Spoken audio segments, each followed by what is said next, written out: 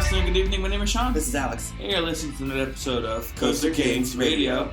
And today's episode is all about Efteling. Efteling. So we have done, obviously, a bunch of China episodes. I think with this one we've done 7 already, and there's...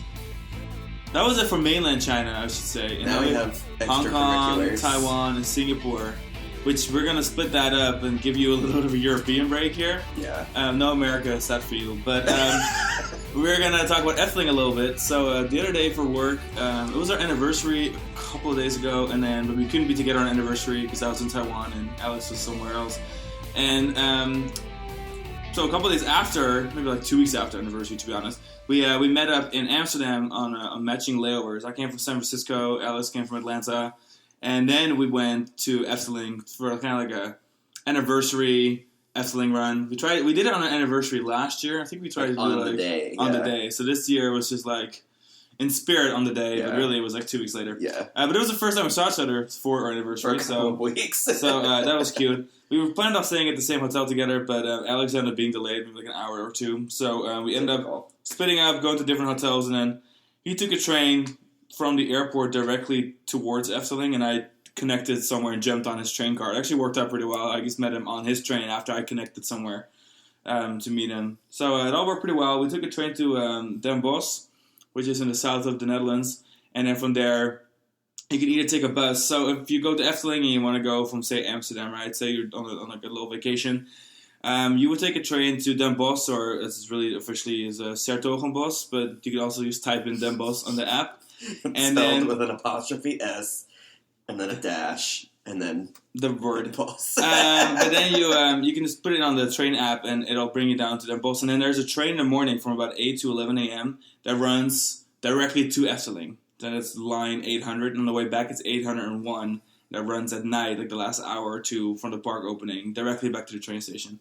However, since we got there in the middle of the day, and we bought an evening ticket from 5 to 10 p.m., there was only the local buses running, and it would take about an hour to get to the park with the local buses, so we actually just splurged on an Uber, and went straight to the park, and we got there within like 20 minutes. It was easy. If we're together, we might as well Uber, because you pay the same for Uber regardless of how many people are in it. Yeah, if you're alone or if you're 2 people.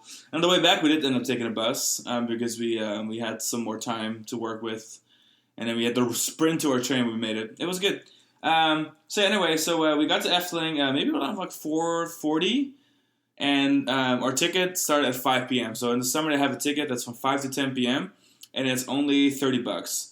And honestly, it's a great deal because 5 hours at Efteling, you can still get a lot done, especially because I feel like at night, a lot of people with the trains and kids, I don't know, it wasn't that busy. That was like the quietest Efteling day. I will say it was the finale of the European Cup, but it's not like the Netherlands were playing in it because we lost. So, I don't know. Maybe it was people were watching that, but it was the quietest visit I think we've ever had. We waited maybe second quietest 45 minutes for front row of Baron, and that was by far the longest wait. So what we did when we got to Efteling, we actually just kind of did like a big circle. And we started with Baron, 1998. And that's because we wanted to... I had just ridden G5 in Taiwan a few days prior to that. And I was like, I really want to ride Baron because, I'm in a dive coaster mood. And we had just done Emperor like a few weeks prior in SeaWorld San Diego, which we didn't do a podcast episode about. But we also just went to SeaWorld for 2 days in San Diego last month. And... So we decided to wait for the front row because front row is kind of a vibe, and realistically, it only takes 50% longer than waiting for the other 2 rows. And oh god, I just love that ride. Yeah, pre-shows, front row is dope. The show once you're on the ride, it's just a really polished product. I feel like a dive coaster is not all about size; it's what you do with it, and the layout is good and it's varied. It's a nice drop. A super misty tunnel, 2 inversion, good helix, 2 airtime, 3 airtime moments. It does quite a bit for a ride that is technically that small. Obviously, superbly themed. I think it may be one of my favorite dive coasters, and that's because it's just like the complete package. The queue is like honestly nice. It's just a vibe. Everything at Efteling is a vibe, so I feel like you can't go wrong with that. I think Efteling is an icon. Because we were at Efteling, and at the end of the day, we were leaving. I was like, you know what? We go to a lot of parks pretty frequently, including Efteling. But this is the only park that we've never had a bad time at. Like, I've always had such an incredible time at Efteling. Like, obviously we go to Disney parks a lot, Universal parks a lot, but there's always been a visit where like, it's just not going as planned. This is not. running smoothly. But Efteling is like, it's honestly always a good experience. I'm always feeling super happy and relaxed and gorgeous park. It's just highly underrated. Anyone that says Europa Park is better can take a step back, take a little seat in the back somewhere, hang up on the episode. We like Europa Park too. But we just like Efteling better. Yeah. And fantastic. Now, if you do like Europa Park better, no offense, like it's fine. You can. Yeah. You can still love that. As long as you also love Efteling. You just also have to love Efteling. And then we went over to Vliegende Hollander, which usually has a long line. And I don't know, I mean, again, it was not that busy. We waited like 20 minutes. And it had a longer line after we rode. I think we just caught it. We got it like at the right time. That was the least that we've ever waited for that ride, for Vliegende Hollander. You say it more pretty. It's good from there, but yeah. And it was we also walked on the Piton later. Yeah, so Vliegende Hollander, well, I guess for those that are listening for the first time, I don't know how much Efteling episodes we've done, so perhaps we should do a little bit of a description of the ride. So Vliegende Hollander is a Kumbak Efteling combined water coaster. Kumbak is a Dutch manufacturer that kind of builds like supplemental things to attractions like trains and brake systems and the trains on T3 at Kentucky Kingdom. That's Kumbak. That's Kumbak. Or if you're from the Gold Coast in Australia, Shock Therapy is now closed. I mean, anything that touches closes. Yeah, literally everything that touches closes. Yeah, everything they touch turns to even shit. Piton that they worked on closed and Python even had Kumbak trains. But somehow Vliegende Hollander, probably because of Efteling's efforts, is kicking ass now. I mean, it was a struggle to get it open. It's an incredible ride. It's a dark ride meets roller coaster, and it's for the water coaster part. That's quite a bit, but just indoor, like you sail out of the port onto the open ocean, and then the ghost ship of the Flying Dutchman, the Vliegende Hollander. It's an incredible. Meets you in the ocean, and then after that, your little boat is cursed, and you have a whole roller coaster. And it is honestly one of the better rides, but especially the queue. I think the queue and the station are just the queue is really world its own class. attraction. Oh my god, it's so good. And we're not just saying that because it's a nice queue. It's really a walk-through attraction. It's very important to the storytelling because even most of the queue hovers in the little town that is at the port. So you see the boats go by in the queue, and as you go through the warehouse, and as you go through the bar, and whatever else you go through, and then you make your way into the harbor, and then that's where you board your little Vliegende Hollander boat. Spectacular ride. Always a good time. I feel like maybe like if not my favorite ride at Efteling. I feel like it's really grown on me. I feel like I always ride it. And the music is great. I mean, all of the music is great, but like the Vliegende Hollander suite is something that we sing around the house all the time. Yeah, it's so good. It's just like when I think of Efteling, the first thing that I think of is not even a mental image. It is the sound. Look at the Hollander. Vliegende Hollander? Yeah. Maybe Sven can edit in some music here.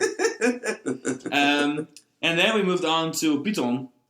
And Piton is the classic Vekoma Looper that in 2017 closed to get pretty much most of its track completely rebuilt. Mm-hmm.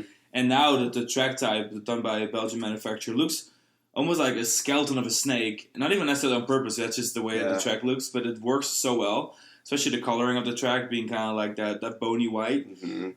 And oh my god, I mean, 2018 we rode it for the first time after its relaunch. You were just baffled by how smooth it was. Now it's been 7 years, and it still is the smoothest roller coaster on the freaking face of the earth. Mm-hmm. I don't know how it's possible. It's so smooth. And we were just like in awe riding it. We rode the front, and we walked right on. It wasn't even... So, like, this was a short Efteling visit, so, like, we needed to prioritize I guess we waited, like, 2-3 trains. Python wasn't really necessarily a ride that we were going to ride, but the line was so short, we were like, oh, well, let's ride it. We're right here.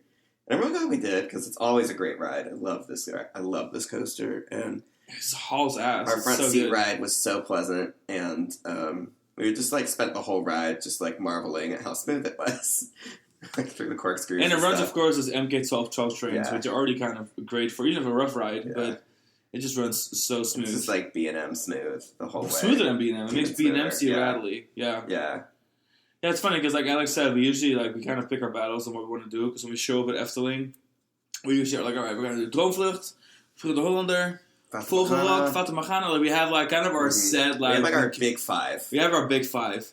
And Piton, despite loving Piton, and I even have a Piton tattoo, it's not usually in there because sometimes they'll have a long line. It's a popular ride, and if you don't have a lot of time, I feel like Piton is just at the end of the day like you can have a somewhat comparable experience elsewhere. As where Droomvlucht, Symbolica, Fata Morgana, even maybe Vogelrok, you can't really get that experience elsewhere.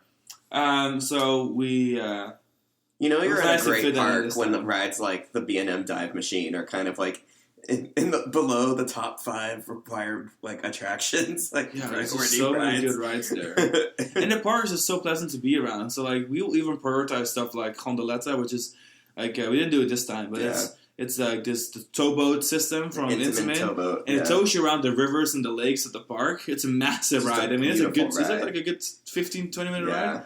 Maybe 15 minutes. And that ride is like Python's ride. Fraternal twin, because those were the 2 rides that the park opened in 1981 when they decided to become a ride park after being just like a carousel park with a train. It's so relaxing. And then you've got Pagoda, which is funny because Pagoda is a flying island from Intamin.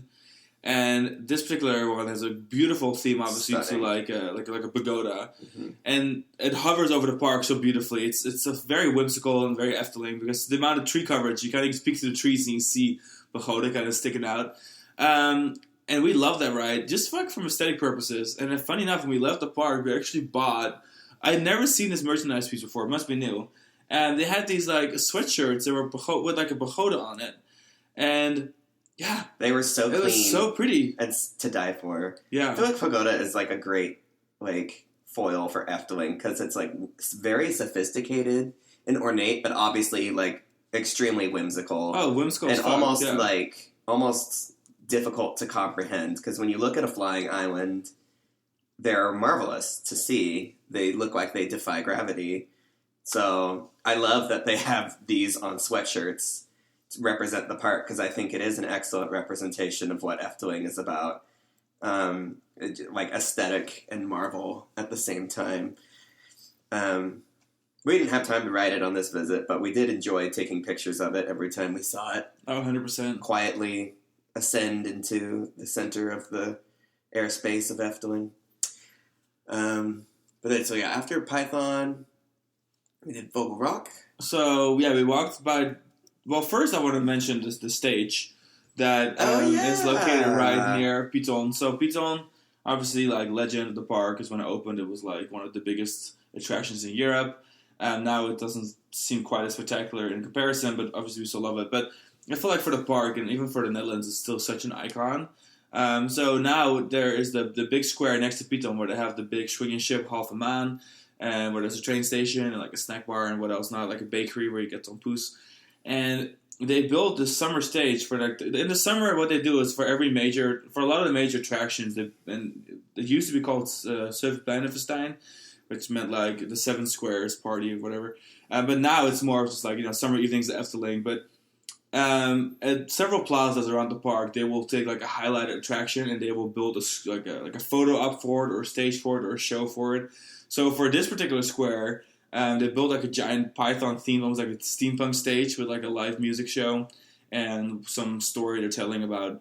I don't know, there's some character they made up for it, but it just looked really cool. And I just love seeing Python still. I mean, it's 2024 and it's still an icon. For the stage was so accurate. It was a smaller track gauge than like the real thing. I mean, yeah, it was fake, but they did such an amazing job of replicating the trackbed. It's so precise.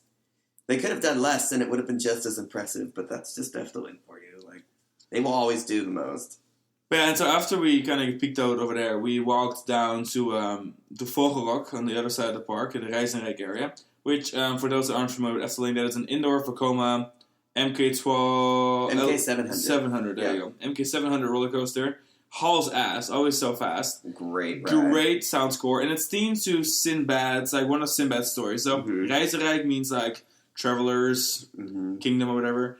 And really what that area is all about, especially now, it's mostly just focused on like Sinbad's. It used to be a combination of things, including what was kind of considered the insensitive Monsieur Cannibal. Yeah. So they took Monsieur Cannibal out and they built a new attraction instead, which is Sinbad themed. And they have a water play area that's also Sinbad themed. And then Vogelrok is obviously themed to the story of Sinbad with the giant birds and the eggs and whatever. Have I read the story? No. Do I know about it from the Disney Sea Ride? Yes. Yeah. And so I guess you are. Are you on a bird? You're doing You're something. flying on the back of the Rockberg. Okay, Yes. but there's many birds in the ride, Yeah. and so you're like the starry skies, and the thing hauls ass, and then you go through like a snake smiles. Some great G-forces. It's a really pleasant ride, and it's still like it's kind of a Tron effect. It eats people, People man. be like, oh, it's short, but it's actually not This that ride short. is so impressive with its capacity because it runs like 3. How many passengers does this train hold? I think like it's 32? 24 passengers per train. I think it's just 6 cars. Oh, is it really? I thought it was 7 or 8. I mean, it's got 7 max, but I think it's 6. Let me double check for you. it runs. This ride is not very long. It only has 1 mid-course brake run, and it runs 3 trains. It's not a long. I mean, it's not a short ride, but it's not. The ride's like a minute long. Well, they just brought back the 3rd train like 2 years and it ago. runs. They modified it. Yeah, it's just 24 ride this route. They modified it a few years back to accommodate a 3rd train for operations. And so but they pumped those trains out when they run this thing, because they can run it with 3. I will say our visit only ran 2, but they really didn't need but they 3. only needed 2. I mean, we walked right on. There was literally no line. That was great. And then right next door you have Carnival Festival, which is like Efteling's version of Small World, but it's an Omnimover dark ride instead. And I love this ride. I mean, too. Do I like some of the Small Worlds better? Maybe, because they're maybe more polished. But this is still an incredible ride. And it's so long. It has so many scenes.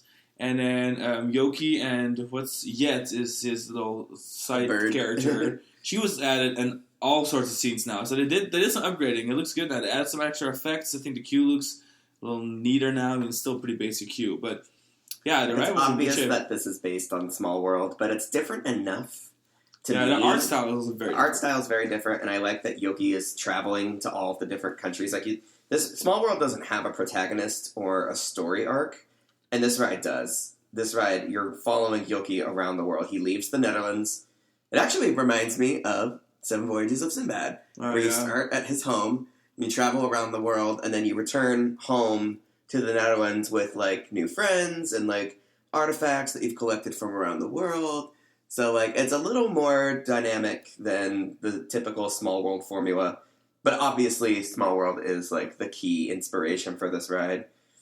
But like you said, with the art style too, it's like it's different enough. It doesn't feel like a ripoff. It just feels like Efteling's approach to this concept. And it's wonderful. It's their original dark ride. It was their first foray into what is now like their forte, being dark rides, and it's just so cute. Like this is another one that we wouldn't have necessarily ridden if we didn't have time, but like because we walked right onto Fogel Rock, it was like, oh well, we have time that we budgeted for Fogel Rock that we didn't need because we just like walked right on. So let's go ahead and do Carnival Festival while we're here. That's great. I never regret riding Carnival Festival. It cracks me up every time. Yeah, it's a funny ride. I mean, I don't necessarily love the ride, and I'm saying that because so much Efteling is so spectacular. I feel like this ride for me is not always a priority, but if there's no line, I love riding it. And I will say I was very impressed again this time. I mean, I feel like every time I ride it, when there's rides where like in my head it lives a different life than when I ride it. I'm always like, okay, whatever. But then I ride it, I'm like, oh, it's actually really good. It's long. It's long. It's I enjoyed it. longer than like the average Small World ride. Like it's a huge ride. Yeah, so I enjoyed that. And then we took a little snack break. So, and the Efteling kind of a thing. So there's like a sausage brand in the Netherlands called Unox, and they make like soups and like, or we have like a smoked sausage, rookworst. And for them, that's like, for Efteling, it's a big thing. Like all around the park, you have these stands that sell like kind of like hot dogs, but with the Unox rookworst. And they have a vegan one right now. So we tried that with like a little snack intermission. Excellent. And that was before we headed over to Droomvlucht, which is like further down the promenade. Again, this park is so massive that we're at the point you're at Vogelrok, you're in the back corner of the park, and you are a good like probably 15-minute walk from the entrance. It is a big park. So we walked over to Droomvlucht, and so currently Droomvlucht has a virtual queue system set up, and for the virtual queue, you're able to, when you're close theoretically, and when you're close to the ride in the app, you can click on the ride and select a virtual queue. It didn't work for us. It didn't sense that we were close. I have a GPS turned on. I was on the Wi-Fi for Efteling. I have an international phone plan. Like I don't know what it wasn't registering with them, but it was supposed to know that I was there, and it didn't. But so you could do that, and then you walk to the old entrance, Like, once you get called, you walk through the old entrance, and you scan your QR code, and you go on the ride quicker. But you can still choose to do standby. And honestly, the standby line was pretty full, but we moved quick. It didn't feel like the virtual queue was really delaying or slowing down the actual line much, from my experience. But it was also later in the day. At this point, it was probably like 8 p.m. And Droomvlucht, I mean, it's just spectacular. Like, I'll let Alex talk a little bit about it, because he brought back his favorite scene. Yeah, so the last time we rode Droomvlucht, it was not running at its very best, because one of the scenes, the penultimate scene, which, according to Wikipedia, is called, what was it? Heavenly... Ooh, you looked that up. It's called... Because I don't have the English words for any of this. I just call it the floating planet. The floating planet scene is probably how the average Efteling guest would describe it. But it's after the 2 fairy scenes, and right before the finale. So there's 5 big worlds. Heavenly Stronghold, that's what it's called. So let's just, should we just talk about the 5 big worlds now? Yeah, do it. Well, you can do it. I can do it. Yeah. So the first world, I don't know the actual official names of the other ones, I just remember Heavenly Stronghold, but the first scene is, like, the castles, this, like, landscape of various castles that they're, like, alive. Animate. Yeah, they all have these, like, it's like sneaky animatronics where it looks like something that's static and then it moves and it almost kind of fools the eye. Fools you into thinking, like, wait, like, is it moving or am I moving? Like, am I seeing things? Like, it's very clever, smoothly set up. And then you go to, like, the first forest scene that has, like, the elves. It's got some fairies in it too, but it's mostly elves in the first scene. Yeah, and that one, like, witch like, pops out and does something. And then the second forest scene is, like, really is a fairy realm. They're similar, but, like, the fairy realm is much bigger, and it's like a big half-moon shaped track piece that encircles the area. The first forest scene is just seen from one angle as you, like, kind of glide past it, but then this one is really, like... Yeah, for those that don't know, Droomvlucht is a suspended ride system that is kind of like a Vekoma suspended looping coaster, except it doesn't do loops. But there is a coaster section at the end. But so really what it is you're floating through these scenes, like, from the ceiling like almost, or from the side, where you're suspended. Type vehicle. And then between the scenes that Alex is describing, there is, like, either, like, you're going through the stars, or you're going through grottos, like, there's, like, these transitional scenes. Yeah. But everything is very whimsical. There's no language, there's no speaking, there's nothing. It's very much meant for international It's literally audiences. meant to be just a fever dream. Yeah, that's totally what it is. Where, like, the areas are the only common thread between the areas and the themes is that they're whimsical and dreamlike. And then at the end, like, all of the characters are there. They meet up at the final... But anyway, you left off in the middle scene, yeah. The middle scene, which is, I think, like, probably the most detailed and spectacular scene of the fairy realm. And then from there, you travel...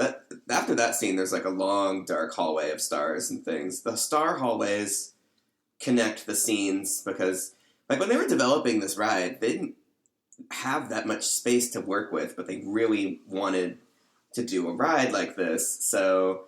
In order to build the scenes that they wanted to the degree of detail that they wanted and needed, they kind of had to reverse engineer the ride. But it's like, okay, the room for these 5 scenes are going here, here, here, here, and here, and then we have to thread the track bed around it and connect the scenes using these tunnels.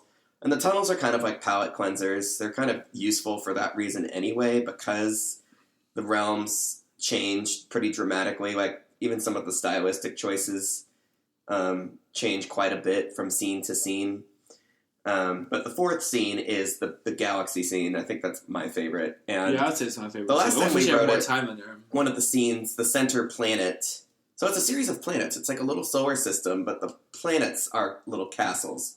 Yeah, built so into like them. how I guess it's described is that the planets are heavily populated, and really they're just like Alex said, there's like castles or mansions or giant on top of them. They're seemingly floating in mid-air, and they're just this incredibly ornate, elegant, celestial bodies that are also like Victorian castles orbiting each other. Yeah, that's really cool. And the last time we wrote it, the middle castle planet was damaged. Like they were refurbishing it from having there was some issue with it, so it wasn't there.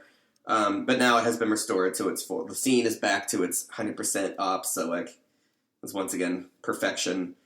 And then as you're going through this ride, you're actually slowly ascending further and further higher and higher. The last scene is a really wonderfully bizarre scene where you descend in a spiral, like curlicue shape, faster and faster, like a true roller coaster. Like, this is really a credit. Like, the ride even has, like, at the end, like, a hill that you go up and back down. Obviously, there's, like, changes in direction. Like, this is even more of a credit than, like, you know, something like the Super Splashes from Mack Rides or something, where people say that those might not be credits because you don't, like, turn corners on those. It's like, this ride is really, truly a coaster. And the whole dark ride, the first 4 scenes are really like the lift hill. Yeah. And the last scene is the coaster part. It's every bit of a coaster is like Pteranodon Flyer, if you ask me. But yeah, you're circling downward in this cylindrical scene. A very long helix, yeah. The scene is like this like rainfall, like a rainforest scene, and there's trolls or elves and stuff, and they're like playing in the rainfall, and it's just like so peculiar and wonderful and like truly unique. Like, and the music on this ride is just like, it just transports you. It is so. Yeah. I mean, everything at Efteling is so Efteling, but this is also so Efteling. You know? It's like, most. Oh my God, there's no park like it in the world. Yeah. Like, Efteling is, and maybe that's why I appreciate it so much. Not only because some of it focuses a lot on Dutch folklore. Yeah. Because like Baron is focused on Dutch folklore. Vliegende Hollander, obviously, Joris and the Draak. Villa Volta. Like, there's a lot of classic Dutch culture worked away in this park's stories and in the choices they make for whatever they're thematically doing. But then Droomvlucht, I mean, everything in Efteling is just very whimsical and very fairy tale-like, yet very sophisticated, and no words need to be spoken on almost anything. I mean, you have a couple words on like Baron, but the true brilliance of rides like Dream Flight is like that they just tell a story like just being there, present. It's almost like an alien world, but you don't need any language. And sometimes language can be a curse because like we wrote Tiana just now, and I won't go into Tiana too much, but you know, Tiana's Bio Adventure, the relaunch of Splash Mountain and Magic Kingdom, and I almost feel like they would have been better off having no words whatsoever because the dialogue that was there was really kind of clunky in my opinion. But you know, no dialogue can be better sometimes. It's very simplistic dialogue so that it can reach a broad spectrum of viewers, including people who don't speak English or speak English as a second language, or children who are still learning English. And Dream Flight, it doesn't matter what language you speak. The experience is always the same for everyone. You don't miss out on anything from, like, not knowing Dutch, for example, or not knowing English or what have you. And it's something, this is praise that we've awarded also to other rides, other dark rides in Europe, rides like Phantom Manor, for example, taking the Haunted Mansion formula and reconfiguring the ride into a story that really can be told through the scenes, explicit story arcs being conveyed rather than spoken. So that more audiences can understand and have the same overall experience.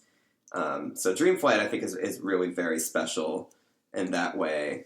And in the Dream Flight Plaza, or like Droomvlucht Plaza, like right there, they had this giant setup. Like, it's kind of hard to describe. It's almost like a photo op with like these swings on this giant mechanical plant, I guess. And then on top of it was a ferry, like, swinging back and forth, like a character. And then you could take photos by being on your own swing down below. I mean, it's kind of hard to describe, but again, it was just for the summer events. Installation. And it's very, very pretty, and it just adds like another a thing to Efteling. Like, I mean, swing set. it's funny because every time we go, we're like, oh, we need more time here. Like, oh, we need more time here. Like, this really is a 2-day park. Mm-hmm. We always try to cram everything into one day. Yeah. But one day, we will go there, and we'll stay on resort, and we'll do multiple days. Efteling Hotel is under construction right there at the entrance of the park, the center of the action, and that's the new Dream. Well, part of it actually doesn't even want to stay there. I would rather stay at the Loon Salon, at the more relaxing like village. It's like right behind Piranha. I mean, speaking of which, Piranha. Oh yeah, Piranha got upgrades. Yeah, it's a Piranha, which is their from the 80s. Their Intamin first generation Rapids ride. And it's kind of at that age of like Gondoletta and Piton, where it's not like it was kind of before Efteling was getting into highly theming their rides. So Efteling obviously originally is a fairy tale forest, and the storytelling and high like theming and the forestry and the landscaping, that is the origin of Efteling. But then in the 80s, when they kind of got this burst of building attractions, they weren't that highly themed. And now they're starting to go back and kind of like update that. So Piton looks different. And then, of course, Piranha finally got a lot of extra rock work added and water effects. And you can only do so much to a big, wide rapid drive in the 80s. But I think it looks a lot better. And it was popular. Yeah. The one ride with the whole line was full, like probably a 90-minute wait maybe, was actually Piranha. People were so excited. And it was hot, so like people were really... It wasn't really... that hot. It was Dutch hot, though. No, we were wearing hoodies and long pants. It wasn't even Dutch yeah. hot. It was like, this is the coldest summer in forever. Well, then people were just very excited. They were just very excited. The new version. I love that for them. And then I guess the next ride we're going to move on to is Symbolica. No, not yet. Symbolica first. Oh, that's right. We did Symbolica. So Symbolica is the 2017. Yeah, 2017. Dark ride, a trackless dark ride that they added, and it feels like it was always there. It feels like it was always meant to be there. It's inside the castle and the dead center of the park, right at the end of the boulevard, next to the spectacular Polskeuken's pancake restaurant. And I will say it wasn't running up all this time, but it's still a really spectacular ride. So for those that don't know, like you enter this palace of fantasy, which Pardoes, which is the main character of the park, Pardoes and Pardijn are like the two main characters of the park, and they're iconic. And so Pardoes is like the royal jester, I guess. Yeah. And we are all being invited for like this like visit of the palace, or we've been invited by the king, and we're being by the king's official court guy, whatever his name is. You are being introduced to the castle, but then Pardoes thinks it's boring as hell, so he takes his little magical wand, and he spreads Tover Twinkles all over the place. Tover Twinkles. And then he and then he like opens the stairs, and actually he's taken over, and he's going to show us the castle. And then you choose the tour. You choose one of 3 tours. You have either treasure tour, music tour, or hero tour. And then they're all different storylines and then different scenes you see throughout the dark ride. So you really have to ride it 3 times to ride the ride. Yeah. And there's an interactive element to it. But really, I feel like this ride, it's in the center of the park. It perfectly encapsulates Efteling's storytelling, and of course, it's Pardoes' ride. Mm-hmm. And then the way that the different kinds of scenes, I feel like it almost combines everything from Efteling into one ride. Inspiration. There's like a droomvlucht. There's like a very obvious droomvlucht kind of scene that, wonderful. And then there's the one scene that I think is my favorite scene where you go into the greenhouse. Yeah. And then suddenly, weather happens, and then there's a whale outside, floating outside the greenhouse. And it turns into an aquarium. And then he slams through the glass, and it starts leaking, and you have to get out. And it's just, this is so wonderful. And it was entirely, I feel like it is 95 more, like 99% physical effects. Mm-hmm. There's like one screen where you go into a room where like Pardoes disappeared. Like it does like 2 screens behind each other, and he's kind of in the background, and it looks kind of whimsical. But that is just a perfect example of a beautiful physical dark ride with just use physical sets. I mean, the park doesn't really do screens there, which is kind of refreshing when I think about it. Even Disney uses a lot of screens. Even like when they use screens per se, it's usually projection mapping on like dynamic surfaces. Like the sequences of the Banshee girls in Baron, like it's a lot of projection mapping, but it's not a screen. They're projection mapping on the sets, which is like so much more impressive than just like having a screen. So Symbolica is definitely one of our top 5 for Efteling of like the 5 rides that we must ride every time we set foot in there. No, I will say this time I wasn't running that well because the first scene, there was a scene that was down. The astronomy scene was not working for some reason, but it's Efteling does a lot. Like it's not easy keeping everything. Yeah, you know what? The funny thing is, Efteling is something isn't working. It's something noticeable because Efteling is so good at upkeep. Everything is so perfect. It's always running so well, and then at Disney or Universal, I'm used to shit not working. Yeah, but like to be honest, but at Universal, like everything always seems to work. And we can always rely on the fact that like just like the planet scenes in Droomvlucht, like the next time we ride Symbolica, it'll probably be running at 100% again, and it won't have been like a lingering issue that the park was just dragging their feet to fix, because the park is such a labor of love for the people who work there and maintain it. It's such a source of Dutch pride and like really like the lifestyle, the life of the people who work at this place. Like it's a huge part of their identity. It's something that they love as workers of the park and maintaining things and things. So You can always just rely on, like, if something at the park is not running at 100% on your visit, you know that it will get fixed. Like, it's getting fixed. They're probably, like, working on it, like, right away. Yeah, stuff doesn't stay broken for years, ever. which is kind of nice. Yeah. So then on our way over to Fata Morgana, which is, I think, Alex's favorite ride, still there. Yeah, I think Fata Morgana is still my number one. So on the way there, we stopped by Danse Macabre, which is the new concept almost ride of Intamin that is coming to Efteling, opening October 31st on Halloween, which is cute. It's a replacement of Spook Slots, which is the old haunted mansion, haunted house kind of attraction. And now it's going to be... I don't know too much about the ride system because I'm trying not to spoil myself too much, because here's the thing. I am so good at spoiling things for myself. I am the champion of ruining rides for me. So I am trying to not do that as much anymore. Like Fantasy Springs, we're going next month or 2 months from now. And we have avoided spoilers as much as possible. And so I'm also doing that for Danse Macabre. But what it is themed to, of course, like, like an abandoned...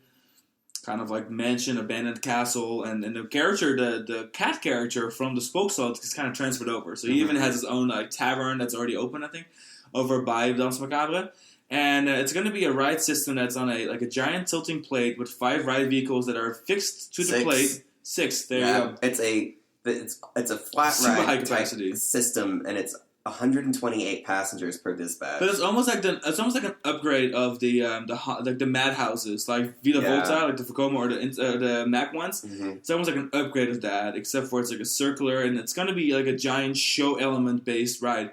But when you walk up to it, it's massive. It's a big attraction. It's beautiful big, ride. and it looks so good. It looks Fabulous like it burned down a little bit. Yeah. Like they got the theming right away. Yeah. So I'm excited for that. They definitely took full advantage of so when they finally retired Bob and replaced it with Max and Moritz. Max and Moritz is, even though it's 2 rides and so much higher capacity than Bob, it actually takes up a smaller footprint than Bob, and they left themselves room on the Spook Slot side of the Bob plot to give themselves more room to do this Danse Macabre project. So it's a really exciting upgrade for the park. I can't wait. So anyone that wants to go and you want to really experience Danse Macabre, you have to go after October 31st, which we'll be there probably in November or something. We will be there. Or in December for a little winter Efteling to go check it out.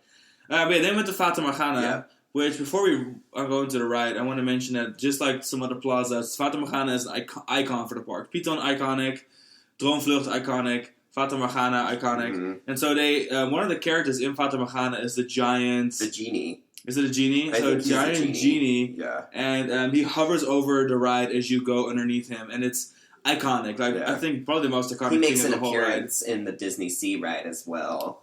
Oh, yeah. Sinbad frees him from the prison using the Rockbird's feather as a key. Yeah. So they have a giant puppeteer version of him. So there's some like Fata Morgana dressed up guys. It's like a 2-story marionette. Yeah, so they play the marionette so and cool. he talks and it's in a giant rolling thing and it takes up half the square and then there's like a storytelling and all the kids are sitting on the ground and listening to the story. Also very Efteling because they do all the storytelling in the fairy tale forest and kids will sit around the tree and as the tree tells the story. I mean, Efteling is a different world, man. Yeah. So they were doing that in the square, and it was honestly quite nice and very impressive. But anyway, let's talk about the ride. It was running fantastic. It's Alice's favorite ride, so let him talk about it. Yeah. So this is an Intamin towboat ride. It's definitely the park's Pirates of the Caribbean, but it's themed to Sinbad's voyages, 1001 Arabian Nights. I really struggled to think of a dark ride that is more beautiful and more more detailed and more meticulously maintained and executed than this ride.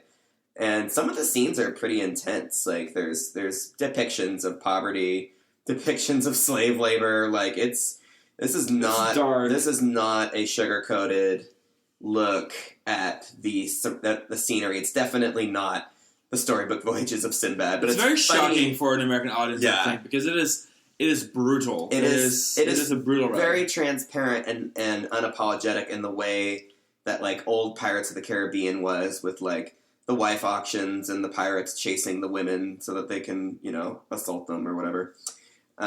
So with Fata Morgana, the tone is still very dark, but my God, like it is just breathtaking. Especially the final scene with the party the last, like, the second or third to last of the scenes is, like, just an incredible display of an unbelievably lifelike audio animatronics all mingling in a very upper crust party setting with, like, dancing girls and a hookah bar and there's tigers, and it's just like, it's just a great source material. Great, they just made such a great choice. But this was really their first, like, because they had just opened Carnival Festival a couple years before.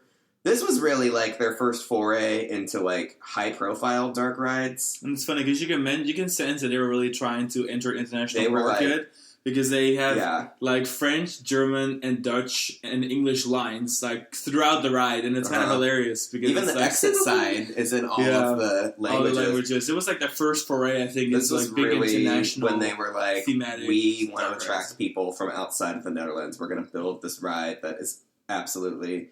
It was without a doubt the greatest dark ride in the country at the time, and in my opinion, might still be the greatest dark ride in the continent.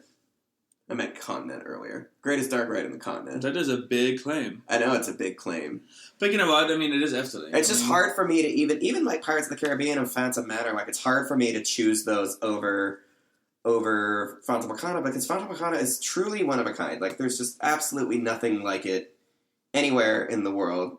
Even though Disneyland Paris has the best pirate and the best haunted mansion, I just can't get this box checked anywhere else but at Efteling. Well, that's just the biggest thing about Efteling. Like, it is just all so distinctly Efteling that there is nothing like it out there. Dream Flight's the same way. Yeah. But, I mean, I would say it's decent quality. I would say it's better than Universal, because Universal usually is too screen-focused, and that's the Harry Potter ride. I mean, we were actually having this conversation a couple days ago. I forgot where we were, but it was like Universal doesn't really do animatronics, doesn't really do physical sets as much as other rides. Even if you talk about a major ride like Spider-Man, Transformers, like these are major Universal rides that are still really, really heavy on screens. And then even Forbidden Journey's heavy on screens, Gringotts are heavy on screens. Like, it is this Universal They're just not screen heavy. And that's fun. There's nothing wrong with that. It's fine, but it's... Disney has always been leading that stylistic language. The animatronic language has always been Disney's first language, and for Universal, it's like their second or third. Like, they're never, for Efteling, it is their only language. For Efteling, they've been doing it for as long as Disney has been doing it, if not longer. Yeah. I mean, like the animatronics from the Fairy Tale Forest. I mean, Langneck is older than Disneyland. It goes back, Langneck. Yeah, it goes back very, very long. I mean, Efteling again was a trendsetter way before Disneyland was even a thing, which I think a lot of Americans may not realize either. Is that Efteling really is historical. Yeah. Efteling and Tivoli Gardens are two of the most historical parks in the world, and its influence on what Disneyland started doing cannot be unnoticed. Yeah. But so that was kind of like the last ride we did, and then we had some food. We had some typical Dutch snacks. Honestly, it was kind of like fast food. We had Dutch Orlof. It was fun. It's the Max and Moritz restaurant, which was really cute. We'd never been in there. I had a bami ball, which is like a fried snack, like a breaded snack with noodles inside. It's good, but it's fat. I got fried. It's not. The chicken wings were great. They were double fried. I feel like I can only eat it like once a month. Like, I cannot really do that. But it was good. And then we kind of thought, you know what, it's not busy. Let's go ride Joris de Draak, which is the racing GCI wooden coaster with the Titan track on it. Mm-hmm. But it was one of those things where, like, going back to the train station was going to take us like an hour because we're going to take the bus back. And then we had to go train. I mean, I was going to have to train like an hour and a half back to my hotel, and Alice was going to have to train like an hour to his. So we decided to just actually bounce. We were at the front of the park. So we saw a little bit of Aquanura, which is their almost like World of Color nighttime show. And then we went and just bounced. But we had such a good visit. We did so much that it was like, once we felt satisfied.